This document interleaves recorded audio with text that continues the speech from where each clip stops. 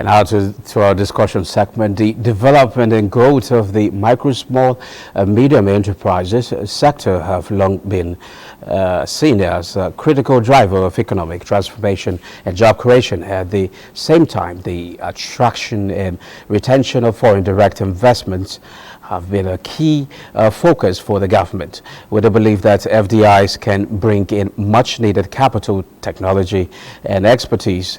The conversation today focuses on the role of growing domestic investment as a panacea for attracting and retaining FDIs and its implications for the growth and development of the MSME sector in Nigeria. We will also examine the challenges and opportunities facing MSMEs, the factors that influence FDI inflows, and the synergies between these two crucial aspects of the Nigerian economy. Our guest is Bob Achanya, and an entrepreneur and trained architect. You're welcome to Business Express. Thank you. You know, a lot of us out there may wonder, an entrepreneur and an architect, I mean, you begin to wonder where is the linkage, or, you know, to begin the conversation, if you notice recently, the federal government has been doing a lot when it comes to attracting foreign direct investment from all over the world. But how much is this is actually on the right track, and what do we need? What strategies do we need to actually get to attract both foreign and domestic investors?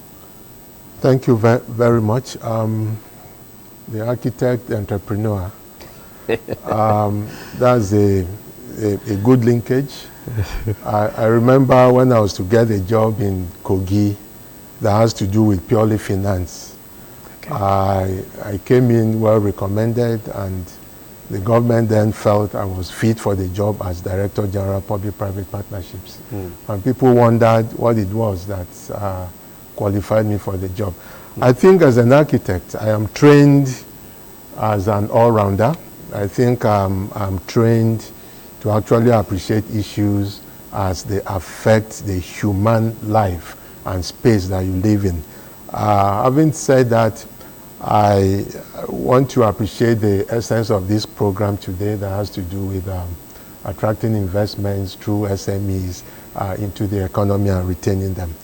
The government as it is today has embarked on the Renewed Hope Initiative, which I think has become a sing-song now for everyone that cares to know about development in this country. And I think that is something that has to be taken very seriously. The Renewed Hope Initiative speaks about job creation, employability, skills, you know, and all that encompass that. And for the SME sector, I think that is the greatest driver of the economy and the economic growth. And having said that, I think it's very, very important that we give attention to job creation, we give attention to the value of the small and medium enterprises that we have in the country so far, and then looking at the sectors that are actually top-notch in the economy. For instance, the blue economy that has come into play now for the blue space. I think it's important that we look at the SMEs and even the nano enterprises that will come in order to boost this sector for us to attract more investments into our economy and, of course, expand our economic base. Okay. Actually, if not touch on the fact, I mean, the side that the federal government has been, you know, trying to attract foreign direct investment, which MSMEs, the MSME sector is actually one of the beneficiary if that comes to fruition. We've seen some investment pledges and things like that. But how much are we on the right track? Yes, I would say we're on the right track.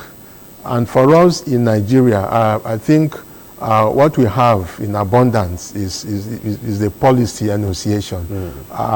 There has to be more, you know, to speak to the issue of getting these things into the practical essence, you know, of the policies. And I think that is where this government is beginning to come in with a lot of creativity that will enable us get some of these SMEs to now begin to target the market, the global access, you know, market access that will require in order to actually reflate our own economy here. That is the essence, and I think the government is getting so much around that now. And where do we need to improve? Because right now, as I'm talking, there are a lot of, we've seen businesses exit in the Nigerian space. We've seen central bank for the past how many monetary policy committee meeting they have actually increased the interest rate to a particular level where it's very hard to actually get interest rate at a very affordable, get loans at a very affordable interest rate. So how much are we of this can we really get right when we tend to put some things to make the environment more attractive and ease of doing business? Well, for the attractiveness, I think Nigerian economy is quite attractive when you speak about the potentials. For me, I look at the opportunities. I am a blue ocean strategist. Okay, let's talk about the opportunities. Yes, I look at the opportunities and how we can harness it. Good. So many of the opportunities, but what are the incentives that are being given by the government? A lot of the small businesses are going under. I think there needs to be more in terms of regulation, and for us to be able to get more of them into the net, for them to be able to make the right contributions, to the economy. For instance, a lot of the nano, medium, and small enterprises, as we speak about, a number of them are running under. From some of our findings in our organization, we found out that regulation, multi-state regulation is beginning to have effect on them. And the effect is that a lot of them will do things, things that are sub. And eventually, when they produce and they do not meet the standards, they begin to run foul of the law, and a lot of them go out of business. So what we think is government should relax some of these regulations and then get a number of the nano, small, and medium enterprises into the net, encourage them with finances, which is a big problem, for most entrepreneurs, and the SMEs fall into that category. They do not have access to finance. The infrastructure is not also there. But I think this government has stepped up some of these actions now to be able to improve infrastructure. Like I'm aware, there are a number of hubs, that are beginning to provide incentives at SMIDAN, the National Board for Technical Education. They are beginning to have these hubs that encourage small-scale producers to come into their system, do their production, pay a token, and then go out there to export, even through the NEPC, who are also preparing these small-scale businesses for the export market. I think we need to do more of that, streamline regulations, and also provide incentives, tax reliefs, to a lot of these people.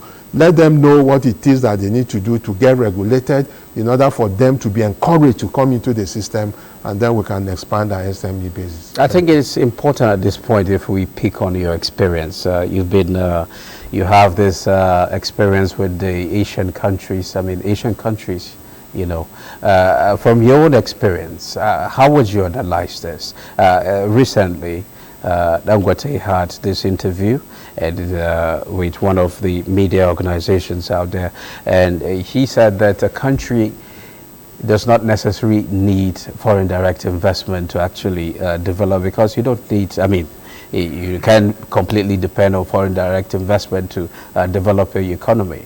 Then what's your view of this, and how do you think we should look at this? Developing the Nigerian economy, should it be completely focusing on foreign direct investment, or should we actually lure the domestic investors too, because they are very important when you look at the whole business space? Very good question. Thank you very much. I will want to think that relying on FDIs is not just a very slow track. I also believe that within our economy we have so many Nigerians with the funds that can provide support, for businesses to expand, to scale up, and then do a lot more production. And I say this with confidence. We were in Kenya the other day, and we saw what the Kenyan government was beginning to do with small-scale producers from Nigeria that were beginning to export, their items unknown to government. And I think that is one area that a lot is going on without the government actually knowing the figures, that lie about these things. So for me, I would think that it is very, very important that we look inwards, see how we can encourage our own people with the funds to be able to set up schemes that can provide this support for the small, nano, medium-scale enterprises. I agree with Big Brother Dangote when he says that we need to look inward and not looking outside, for those foreign direct investments.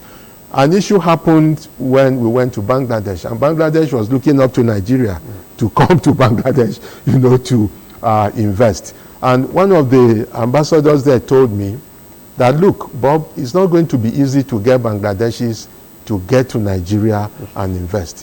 Why don't you start small? $1 million, $2 million, $10 million, pull them together and see how you can do so much about this investment. And I think a lot of Nigerians are beginning to do the crowdfunding. They are beginning to put themselves together in order to harness the opportunities. And the blue economy, I must say, is one of the areas that have a lot more potential for Nigeria to be able to explore the skill set, and then some of the SMEs that may be coming up. Tell us more about those aspects that Nigerians need to explore. You talked about blue economy. This is the second time you just mentioned blue economy. The blue space has a very huge economy. And in Nigeria, we are lucky. The Tinubu administration has alluded to setting up the Ministry for Marine and Blue Economy. As it is, a lot is going on there. Is it talking about marine equipment to be used? As we speak, we import a lot of those items, equipment elsewhere. Bangladesh is a country that produces all its marine equipment and even exports. What are we doing? We cannot build a simple 5 or 10 ton ship in this country. What are we doing? There's a lot of coastal or ecotourism, marine tourism that can happen. There's a lot that go with this. Is it with tailoring? Is it with sewing? Is it with every carpentry? Everything that goes with a lot of skills there. So the blue economy, rightly so, the federal government thinks it is the one that should anchor the job creation and employment opportunity that this government intends to do. In that case, I am thinking that the blue economy can be supported and also provide all that we need to be able to create those employment and the new skills. All we need to do is to see how we can do the mapping of these new skills and how they relate to the economy, and how we can actually promote them and regulate them, and then set the framework for their existence in order for us to see them support the economic base of this country. And on technology, what role can technology and innovation play in driving domestic technology and innovation drives any economy. For instance, we just saw in your report what the NIGPT is going to do to us. We are very confident that that is going to revolutionize country-specific information as it concerns investments and business development. In the same way, technology is something that we must, as it is now, no matter how rudimentary, we need to acquire, we need to develop in order for us to begin to scale up. We have a lot of institutions in this country that are technology-based. We have NITDA, we have NBTI, we have NOTAP, we have Raw Material Research and Development Council. They have a lot in their archives. I think it's time now that the federal government begins to see how we can commercialize a lot of this. And I think this is one of the reasons why very soon we are going to do, to have, in collaboration with the Federal Ministry of Trade and Investment, an international Asia-based SME exhibition coming up very, very soon. Okay. Thank you very much, Mr. Bob Achanya. It's a pleasure having you on the program, and we hope to continue this conversation. Actually, it's an ongoing thing, so it's a pleasure having you on the program. Thank you.